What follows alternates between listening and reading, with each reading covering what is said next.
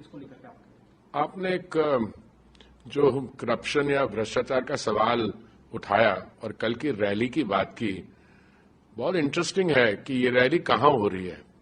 ये रैली वहीं हो रही है जहां पे मुझे लगता है आज से कोई 12-13 वर्ष पहले रामलीला ग्राउंड में अन्ना हजारे जी ने एक आंदोलन चलाया था।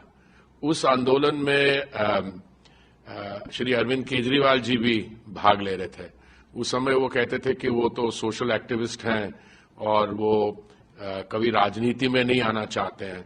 तो उसकी तो बात छोड़िए, पहले ये आंदोलन किसके खिलाफ था? उस समय सत्ता में कौन सा राजनीतिक दल था? जहां तक आपको भी सबको जानकारी है, कांग्रेस पार्टी का राज था। और उस समय जो भ्रष्टाचार की परिभाषा है वो बहुत इंटरेस्टिंग है। आपको याद होगा 2G, CWG, कोल स्कैम, ऐसे कई बड़े बड़े स्कैम्स की बातें चल रही थी। और ये क्या चाह रहे थे ये लोग कि ये भ्रष्टाचार से और भ्रष्टाचारियों से मुक्ति मिले। अच्छा, यही केजरीवाल जी जो उस समय सोशल एक्टिविस्ट कहलाते थे अपने आप को, उन्होंने कहा, और वो अन्ना हजारे जी के साथ बैठे थे वहां पे आंदोलन के दौरान, उन्होंने क्या कहा था? उन्होंने कहा था कि हम कभी राजनीतिक दल नहीं बनाएंगे, हम कभी राजनीति में नहीं आएंगे। राजनीति में भी आए, उन्होंने राजनीतिक दल भी बनाया, आम आदमी पार्टी, और उन्होंने कहा कि हम भ्रष्टाचार के खिलाफ लड़ेंगे। भ्रष्टाचार के खिलाफ लड़ने के बजाय जो जिनके खिलाफ उन्होंने आरोप लगाए थे उनसे हाथ नहीं मिलाया, गले मिल गए। और कल जो ये अलायंस है जिसको आपने इंडी अलायंस बोला, मेरे कुछ जब हम लोग अपने आप में बात करते हैं हम इनको किसी और रूप में डिस्क्राइब करते हैं। ये लोग कौन हैं? ये वही लोग हैं जो केजरीवाल जी जिनके खिलाफ लड़ रहे थे। अब ये क्या सम्मेलन होगा वहां पे कि केजरीवाल जी जो इस समय ईडी की कस्टडी में है उनको छोड़ा जाए? तो मैं आपसे ये पूछना चाहता हूं और आपके माध्यम से आपके व्यूअर से पूछना चाह रहा हूं, ये वाकई में लोग खुश हैं कि केजरीवाल जी कस्टडी में है?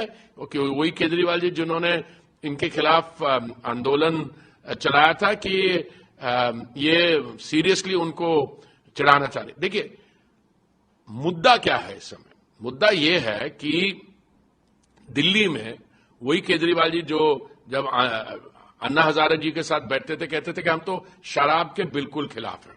ठीक है, सिर्फ ये शराब के पक्ष में नहीं हो गए, इन्होंने इतना बड़ा एक शराब का घोटाला किया दिल्ली में जिसमें by one get one free, वो भी नहीं, by one get one free का क्या मतलब था?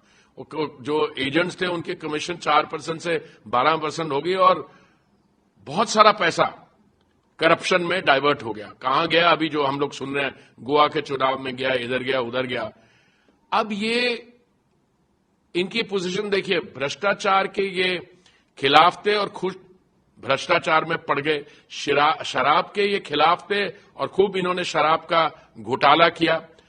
अब ये इस समय क्या प्रॉब्लम है? ये कस्टडी में क्यों है?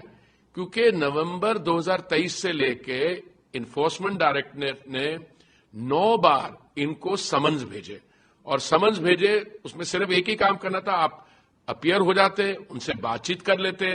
अगर आप कहते हैं आप निर्दोष हैं तो आप अपनी सफाई दे देते, पर ये समन्स पर रिस्पॉन्ड ही नहीं कर रहे थे। 9th अटेम्प्ट में कुछ दिन पहले ईडी के जो फंक्शनरीज हैं वो इनके घर गए और तब इनको कस्टडी में लिया गया।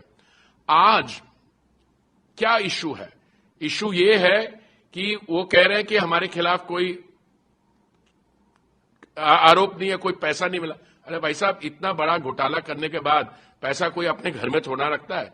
वो तो ट्रेल है, लोगों ने बताया इन्होंने पैसे के साथ क्या किया, कहां डाइवर्ट किया, पर वो तो सारे जांच से पता होगा। और अभी वो कस्टडी में लिए गए हैं और मैं समझता हूं कि ये एक गलत नैरेटिव को फैलाने की कोशिश कर रहे हैं और ये ऐसा बना रहे हैं कि जैसे सरकार की तरफ से कोई गलती हुई। भाई साहब, कोई भी आदमी, व्यक्ति, चाहे वो प्राइवेट सिटीजन हो, चाहे वो सरकारी अधिकारी हो, चाहे वो पॉलिटिक्स में हो, अगर किसी किस्म की गलती हुई है तो गलती करेक्ट भी हो सकती है, पर आपको उस पर रिस्पॉन्ड करना चाहिए। और करप्शन से इम्यूनिटी किसी एक इंडिविजुअल को और किसी सोसाइटी में किसी सेगमेंट को नहीं मिलती। अब ये कह रहे जी सरकार जो है वो सख्ती कर रही है और ये डेमोक्रेसी जो है, डेमोक्रेसी खतरे में। कौन कह रहा है ये? इनसे पूछिए। भारत के इतिहास में 1947 जब हमने एक आजाद देश का रूप लिया, उस समय डेमोक्रेसी को खतरा सिर्फ एक समय आया था। कब? जब कांग्रेस की सरकार ने जून 1975 में सिविल लिबर्टीज को खत्म करके इमरजेंसी लगा दी। और ये है क्या, सिर्फ इमरजेंसी नहीं लगाए, वो धारा 356 कई बार यूज कर चुके हैं। उनके एक तो प्रधानमंत्री थी, शायद 50 बार उन्होंने इस्तेमाल किया। भारतीय जनता पार्टी ने कभी किसी की सिविल लिबर्टी नहीं रोकी, कभी किसी को कोर्ट में जाने से मना नहीं किया, कभी किसी का अधिकार नहीं छुना, और एक बार भी धारा 356 हमने इस्तेमाल नहीं की।